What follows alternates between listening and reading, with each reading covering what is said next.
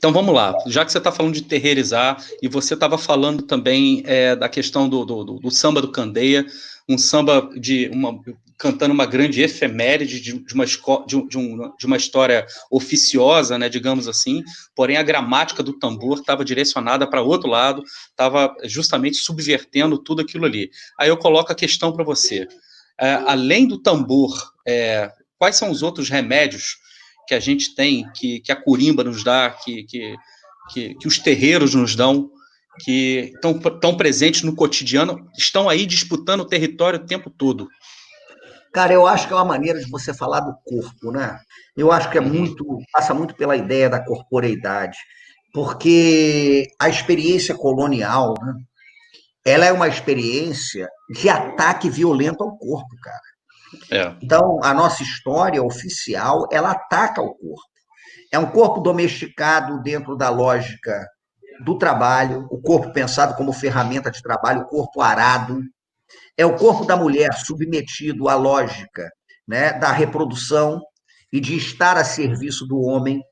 É o corpo masculino domesticado na lógica da virilidade, porque é uma domesticação canalha do corpo masculino, querer que ele seja permanentemente viril, né? É o corpo visto como fonte de pecado, pelo corpo você peca. Então, as culturas de terreiro, elas redefinem a corporeidade e os corpos, eles se colocam em disponibilidade para viver, pô. Que é a ideia do transe, né? Que é a ideia do trânsito, que é a ideia de ir, se dispor a outras experiências. Isso é fundamental, porque para as culturas de terreiro, o corpo não é o signo do pecado. O corpo é o elemento pelo qual você pode ter um contato direto com o divino. É o corpo que transita, é o corpo que entra em transe. E quando falo transe, eu não estou falando transe no sentido da experiência de incorporar uma entidade, eu estou falando no sentido da disponibilidade para ir para outro espaço. O corpo da passista é um corpo que entra em transe, porque ele transita para uma dimensão de protagonismo. Né? Então, as culturas de terreiro são culturas que reivindicam o protagonismo do teu corpo, numa experiência de liberdade. Né? E essa ideia de transitar, de estar disponível, vou te dar um exemplo, eu estava comentando isso com a minha turma agora há pouco. Né? Eu vivo em terreiro desde que eu nasci, né? Minha avó era uma Ialorixá importante, eu hoje tenho um cargo, eu sou babalaô, enfim, mas eu cresci, eu nasci no terreiro, não tem momento na minha vida que eu não tenha estado no terreiro. Mas eu nunca vivi a experiência do transe. Eu tenho meu orixá feito, raspado, sou babalaú, porque desde garoto eu fui destinado a ser um ogã. Então, eu sou um alabé de toque e eu sou uma Shogun. Eu tenho a faca, eu sou filho de Ogum, né? Tenho Ogum na minha cabeça, eu tenho a faca. Mas mesmo que eu não entre nesse transe, né, clássico de receber nada, quando eu estou no tambor, o meu corpo está disponível para uma outra experiência, cara. Aquilo me revigora, né? Aquilo dá um protagonismo para o teu corpo, que é saúde, é saudável, né? É restituição de vida, é restituição de axé, é vitalidade, né? É assim que funciona. Então, eu acho que essa disponibilidade para ir para um outro lugar, como experiência de liberdade, que não é esse lugar medonho, né, que te mata diariamente, na mesquinharia do trabalho árduo, na mesquinharia do transporte público de última categoria, na mesquinharia de uma cidade que deixou de ser vista como ponto de encontro para ser vista como ponto de passagem e circulação de carro, né? Então, essa questão, quando lá no Pedrinhas Miudinhas eu falava que a cidade era um terreiro, quando depois aprofundamos isso, eu e Rufino, quando ele vem com a perspectiva dele fascinante, né, falando da questão, por exemplo, da necessidade também da gente fazer um giro para expulsar o carrego colonial, e a gente começa a trocar ideia, e o conceito de um é alimentado pelo conceito do outro, e a gente acaba fazendo tudo junto, é nosso esse tipo de coisa, né? A terreirização é o encantamento do espaço, cara. É o que a geografia humanista chama de lugar, né? Você entender que o viaduto de Madureira ele é um território desencantado. construído para que os carros circulassem de um lado ao outro do bairro. Mas quando começa o baile charme ali e os corpos estão disponíveis para dança, você terrorizou aquele negócio. Então você jogou aquilo para uma outra dimensão. A avenida mais feia do Rio de Janeiro é a Marquês de Sapucaí, quando não é carnaval. Não É tem porra verdade. nenhuma, não tem uma árvore, não tem um É. banco, sol inclemente, aquilo é horrível. Mas, meu amigo, quando uma escola de samba se prepara, dobra o cotovelo, alguém cospe ali a cachaça no chão, risca ali o ponto, o repique chama, a bateria entra, você terrorizou aquele espaço. Aquele É. espaço foi com uma dimensão de encantamento. E é outra experiência de vida. Né? Quando você fala dessa questão do corpo, eu acho que, inclusive, ela transcende. A gente está falando da cidade do Rio de Janeiro, a gente está falando de terreirizar o Rio de Janeiro.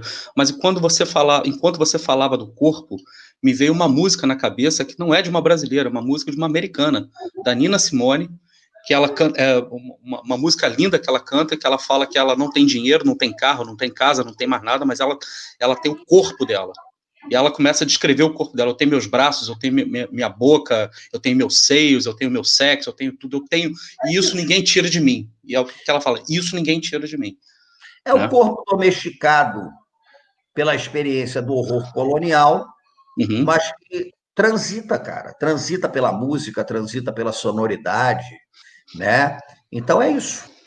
E é É uma por coisa aí. que você já mencionou antes, que eu estou trazendo aqui agora, que é a transformação da vida a partir do precário, né? Da precariedade do corpo, da precariedade das condições de vida, e como você transforma isso numa coisa que seja extremamente pujante, né, cara? Fala um pouco Saber... pra gente Isso dessa é o que sabedoria. o grande professor Milton Santos, grande geógrafo mais velho, chamava de sabedoria da escassez, que é Uhum, diferente de romantizar a escassez ou romantizar o precário. Porque não é uhum, bom, uhum. não é bom. Mas você ali cria alternativa de vida, né? Tem uma frase minha do Corpo Encantado das Ruas, esse livro aí. Essa frase é uma frase que eu gosto muito e que eu digo exatamente o seguinte. Foi uma frase, na verdade, uma frase que eu repito, uma frase que estava no Pedrinhas, uma frase que está no Corpo Encantado.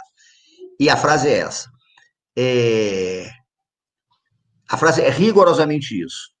Há vivos mais mortos que os mortos e há mortos mais vivos que os vivos. Essa gente que não dança, né? Porque o contrário da vida não é a morte, é o Uhum, desencanto. sim. Então, você. O meu amigo querido Rafael falou com vocês sobre os tupinambás. É. Os tupinambás morreram? Então, de jeito nenhum. Você vai numa Umbanda qualquer, um tupinambá que morreu em 1565 na Baía da Guanabara vai baixar, vai soltar flecha. Então, às vezes, né, você pensa, logo existe. Isso aí a gente fala no Fogo no Mato, né? No Fogo no Uhum. Mato a gente fala o seguinte: penso, logo existo, bato o tambor, logo existo, entro em transe, logo existo, danço, logo existo. E aí eu acrescento para radicalizar violentamente: morro, logo existo. Porque às Isso aí. vezes a morte é uma condição de existência, pô. Não é isso? É, claro, É? sem dúvida. Agora, tem É. muito vivo que morreu, pô, e não sabe, que se comporta como um morto, está arremetido pela mortandade. Então, Uhum. essas dimensões, elas são dimensões muito profundas, né? Que oferecem uma possibilidade de pensamento que é muito interessante. Então, é Claro. isso que a gente costuma dizer. E você cria no precário, você cria na escassez, você inventa o mundo ali. Porque a outra alternativa qual é? É a mortandade. Então você precisa criar, você precisa inventar. Daí nós temos os nossos grandes inventores. É por aí. E esse poder, tô pegando um nome de uma música, né, do João Nogueira, que eu acho uma das músicas mais brilhantes dele, que é o Poder da Criação, para a gente encerrar a nossa gira, digamos assim, falando sobre o que seria a cidade terreiro na sua concepção, o que seria não somente uma cidade terreiro, um país terreiro, o que seria uma vida de terreiro, espalhada por todos os cantos, por todos os lugares possíveis. E Bom, essa pergunta é braba, mas eu vou te dizer uma coisa que é interessante. Eu acho que a terreirização é a recuperação da dimensão do encantamento como uma política de vida. Eu e Rufino, inclusive, colocamos na rede um texto que falava sobre isso, né? É a necessidade de afirmar a vida na luta contra o desencanto. É a necessidade da gente pensar na arte como produtora incessante de vida. É a necessidade da gente pensar em construir as nossas sociabilidades a despeito, muitas vezes, do poder público. É a necessidade da gente tentar entender que a rua nem sempre está vazia, né? Eu fiz uma música agora que tem muita gente gravando, que eu sou compositor, tenho uma formação musical precária, canto mal, toco mal, mas tudo bem, tenho uma formação. E eu estava, por exemplo, olhando pela janela um dia aqui na pandemia, moro na frente de uma praça, na Tijuca, e aí estava tudo muito vazio, mas tinha os mendigos dormindo, rapaz. E me ocorreu um negócio que, porra, não está vazio, tem gente ali, cara. E aí eu escrevi um poema na hora, e eu musiquei depois, né? E ficou alguma coisa mais ou menos assim, porque eu acho que responde o que você está falando, ficou mais ou menos assim. O feitiço que atiça o catiço, rompe a noite sem fazer esforço, é o toque do tambor no rebuliço, no fio da navalha no cafufo. Marabô convocou seu tiriri, Calunguinha chegou lá na porteira, Chudulodo avisou, eu moro aqui, Sete Saia chamou Tata Caveira, Tranca-Rua chegou na encruzilhada, acendeu no luar sua centelha, vem cantando a cigana da estrada. Ganhei uma barraca velha, deu uma ventania ganga, gargalhando baixou Dona Maria. Quem falou que na esquina ninguém anda? Quem te disse que a rua anda vazia? Quem falou que na esquina ninguém anda? Eu fiz essa música, né? Falando de todo mundo que está ali, a gente não vê. Então, eu acho que a tarefa da territorialização é a tarefa do reencanto da vida. É uma luta política contra a mortandade. E isso me parece que exige que a gente saia dos nossos confortos, inclusive do conforto epistemológico, de ter uma visão de mundo muito viciada, muito centrada nos saberes ocidentais, na cultura judaico-cristã, no pensamento cartesiano, mas é tentar escutar, ter a disponibilidade para ouvir o que os indígenas falam, o que as sabedorias que vêm das Áfricas e nos civilizaram falam, o que a rua fala, o que a história do samba fala, o que a malandragem fala. A gente tem que estudar, cara. O reencanto passa pelo estudo, pelo conhecimento, para escutar o outro, para ter essa dimensão da alteridade, né? De perceber que ali está uma dimensão de mundo que encanta, porque a gente está sendo consumido pela lógica de uma sociedade que transforma tudo em produto. Consumido pela lógica de uma sociedade em que você é aquilo que você é capaz de consumir. E não é assim. Então, recuperar a dimensão ecológica da experiência humana, integrada à natureza, reencantar a rua, fazer o samba, criar mecanismos de resistência, transgredir, mesmo que aparentemente a gente esteja se adequando, isso é uma tarefa, cara. Eu não sei qual é a solução, mas primeiro é o diagnóstico, a gente tem que diagnosticar, a gente precisa terreirizar o mundo, a gente precisa encantar o lugar, né? A gente precisa olhar além da visão. A gente não tem que olhar o mundo só, a gente tem que perceber o mundo. Porque o mundo é percebido pelo cheiro, o mundo é percebido pelo sabor, o mundo é percebido pelo som que entra pelo teu ouvido, né? Então, essa é a dimensão. É por aí que a gente tem que ir.